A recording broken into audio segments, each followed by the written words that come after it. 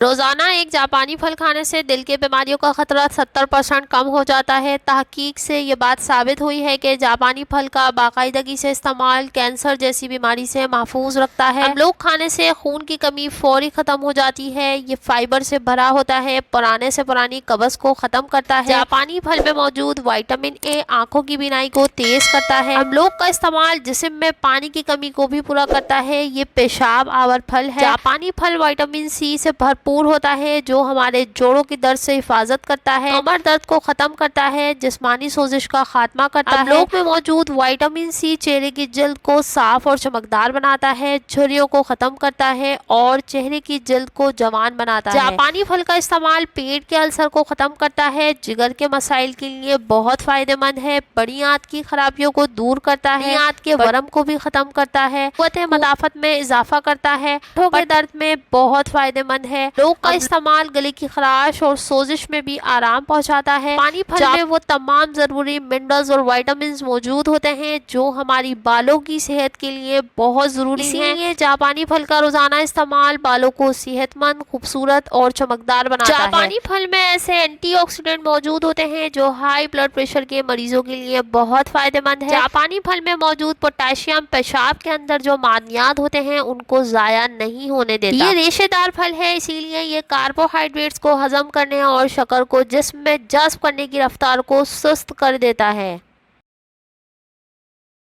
روزانہ دوپہر کے کھانے سے پہلے یا تو آپ جاپانی پھل کھائیں یا پھر اس کا ملک شیک استعمال کریں۔ طبی ماہرین کا کہنا ہے کہ املوک ایک ایسا پھل ہے جس کی جتنی بھی تعریف کی جائے کم ہے۔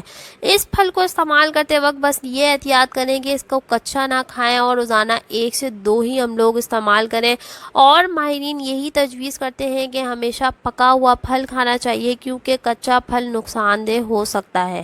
ویڈیو پسند آیا ہو تو چینل کو سبسکرائب، ویڈیو کو لائک اور شیئر ضرور کیجیے گا۔ مزید اچھی ویڈیوز کے لیے اور صحت سے متعلق معلومات جاننے کے لیے ہمارے چینل کے ساتھ جڑے رہیے۔ ملتے ہیں نیکسٹ ویڈیو میں، جب تک کے لیے اللہ حافظ۔